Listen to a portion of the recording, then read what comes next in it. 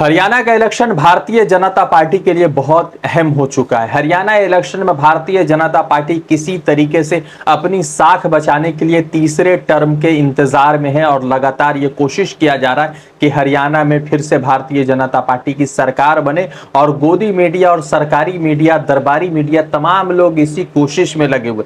मगर उसी बीच कांग्रेस ने एक ऐसा मास्टर प्लान तैयार किया है जिससे यह तय हो रहा है कि 2024 में हरियाणा का इलेक्शन शायद भारतीय जनता पार्टी के लिए ऐसा इलेक्शन हो जो वो हमेशा याद रखे। क्योंकि कांग्रेस की तरफ से और विनेश फोगाट के सूत्रों के हवाले से खबर ये आ रही है कि विनेश फोगाट इस मर्तबा कांग्रेस के टिकट से इलेक्शन लड़ सकती है। और विनेश फोगाट जो इलेक्शन लड़ेगी वो अपने बहन या अपनी कजन सिस्टर बबीता फोगाट के खिलाफ इलेक्शन लड़ सकती है।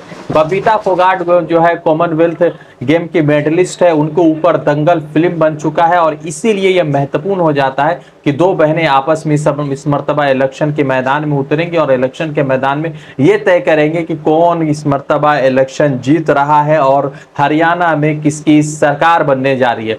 नमस्कार, मेरा नाम है रजा अंसारी। देश नीति पर आपका स्वागत है। देश नीति, केवल सच्ची और पक्की खबरें। 2024 का हरियाणा इलेक्शन तय हो चुका है, टाइम आ चुका है, फिक्स हो चुका है। और उसी फिक्स के बाद जो है ये खबर आती है कि विनेश फोगाट इस मर्तबा जो है इलेक्शन में आने वाली है। विनेश फोगाट इस मर्तबा दादरी जो विधानसभा इलाका है, जो विधानसभा क्षेत्र है जहां से बबीता कुमारी 2019 में इलेक्शन लड़ चुकी है, वहां से उनके खिलाफ इस मर्तबा विनेश फोगाट इलेक्शन के मैदान में उतर सकती है। क्योंकि विनेश फोगाट, बजरंग पुनिया और साक्षी मलिक, ये तमाम तीनों जो है साल भर से ज्यादा का विरोध प्रदर्शन आंदोलन जो है उनका रहा था बृजभूषण शरण सिंह के खिलाफ, जो भारतीय जनता पार्टी के एक दिग्गज नेता है और भारतीय जनता पार्टी के एक बड़े नेता माने जाते हैं। आपको मालूम होगा कि पेरिस ओलंपिक इसी साल हुआ है और पेरिस ओलंपिक जब होता है तो विनेश फोगाट पर सबकी निगाहें टिकी थी, क्योंकि विनेश फोगाट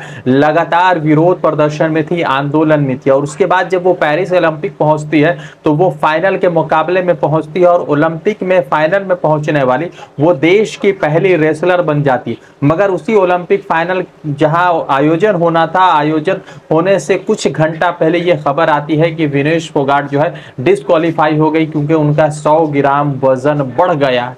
मगर 100 ग्राम वजन बढ़ने के बाद वो हताश होती है और जब भारत वापसी करती है तो भारतीय जनता पार्टी के कोई भी लोग जो है उनका उस मन से स्वागत नहीं करते जैसा स्वागत होना चाहिए। क्योंकि दीपेंद्र हुड्डा जो भारतीय जनता पार्टी के खिलाफ कांग्रेस के बड़े चेहरा है हरियाणा में, वो विनेश फोगाट का स्वागत करते हैं। दिल्ली एयरपोर्ट उनको रिसीव करने जाते हैं। जब दिल्ली एयरपोर्ट रिसीव करने जाते हैं तो भारतीय जनता पार्टी की तरफ से यह कहा जाता है कि कांग्रेस जो है रेसलर के साथ मिलकर जो है साजिश करती है, राजनीति करती। अब आपको दो अपडेट दे देता हूं कि पहला अपडेट यह है कि विनेश फोगाट बबीता फोगाट के खिलाफ इलेक्शन लड़ सकती है।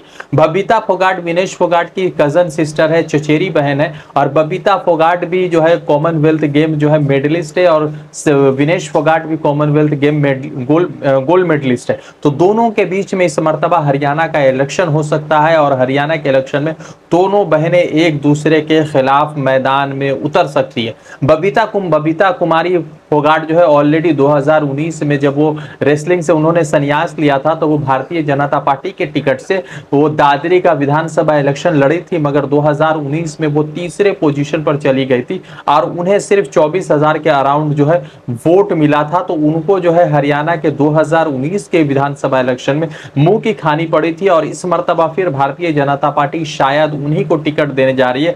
तो दूसरी तरफ कांग्रेस ने यह कमर कस लिया है कि 2024 में हरियाणा इलेक्शन में वो जो है विनेश फोगाट को बबीता के खिलाफ उतार सकती हैं। तो अब सवाल महत्वपूर्ण ये हो जाता है कि दोनों बहनें एक दूसरे के खिलाफ इलेक्शन लड़ेगी।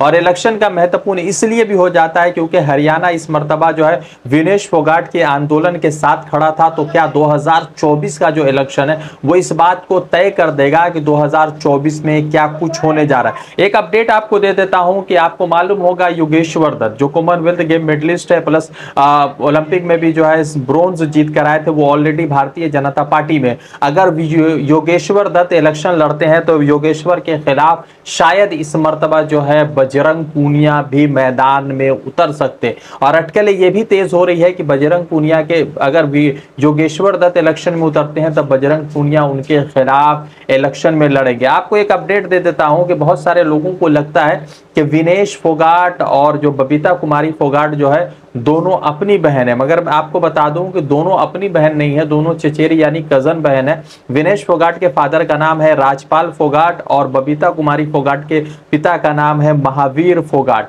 तो ये तमाम तरीके की अपडेट है। दूसरी तरफ महत्वपूर्ण चीज ये है कि दीपेंद्र हुड्डा या कांग्रेस की तरफ से ये ऐलान किया गया है कि अगर हरियाणा में कांग्रेस की सरकार बनती है तो 2 लाख सरकारी नौकरी दी जाएगी। और 2 लाख सरकारी नौकरी का जैसे ऐलान होता वैसे जो है शायद ये तय कर दिया जाता है कि भारतीय जनता पार्टी और कांग्रेस के बीच में हरियाणा इलेक्शन बड़ा महत्वपूर्ण होने जा रहा है। एक चीज और है कि जैसे विनेश फोगाट दिल्ली पहुंचती है तो उनका स्वागत होता है, तो उसी बीच हरियाणा सरकार की तरफ से एक ऐलान होता है कि विनेश फोगाट का स्वागत जो है सिल्वर मेडलिस्ट की तरह किया जाएगा। मगर अफसोसजनक है कि इलेक्शन का ऐलान होने की वजह से कोड ऑफ कंडक्ट लगने की वजह से जो है जो भी धनराशि जो है राज्य सरकार की तरफ से मिलती है वो धनराशि फिलहाल जो है विनेश फोगाट को नहीं मिली है। अब देखना है कि 2024 के इलेक्शन के हरियाणा इलेक्शन में और क्या कुछ उलटफेर देखने को मिलता है। रज़ा अंसारी की रिपोर्ट देश नीति के लिए।